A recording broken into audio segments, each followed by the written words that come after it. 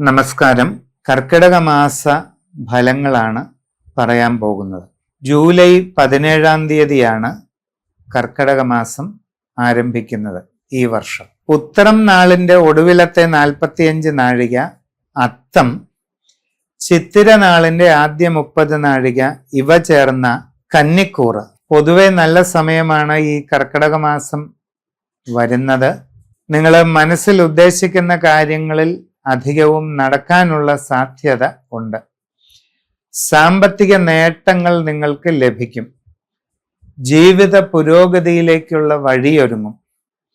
മനസ്സിന്റെ ആഗ്രഹങ്ങൾ നേടാനായിട്ടുള്ള അവസരം ഉണ്ടാകും. വിവാഹ ആലോചനകളിൽ പുരോഗതി ഉണ്ടാകും.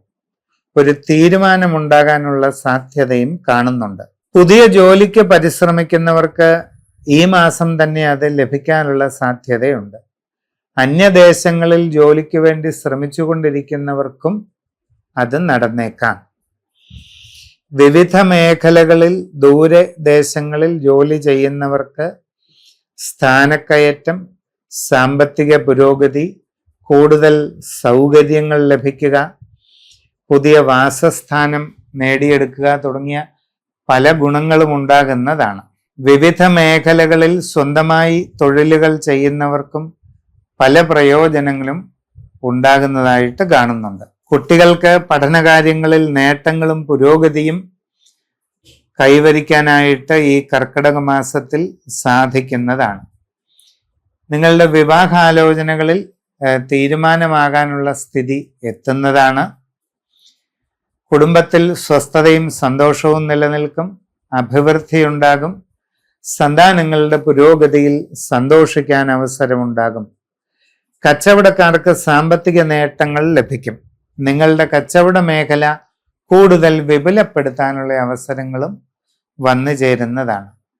തികച്ചും പുതിയ മേഖലയിൽ പ്രവർത്തനം ആരംഭിക്കാൻ നിങ്ങൾക്ക് അവസരമുണ്ടാകും. നൂതനമായ സംരംഭങ്ങൾ തുടങ്ങുന്നതിനുള്ള അവസരവും നിങ്ങൾക്ക് ലഭിക്കുന്നതാണ്. ജീവിതത്തിൽ ആഗ്രഹിക്കുന്നത് പോലെ ഉയർച്ചയും പുരോഗതിയും നേടിയെടുക്കാൻ നിങ്ങൾക്ക് അവസരം ലഭിക്കുന്നതായിട്ട് കാണുന്നുണ്ട്.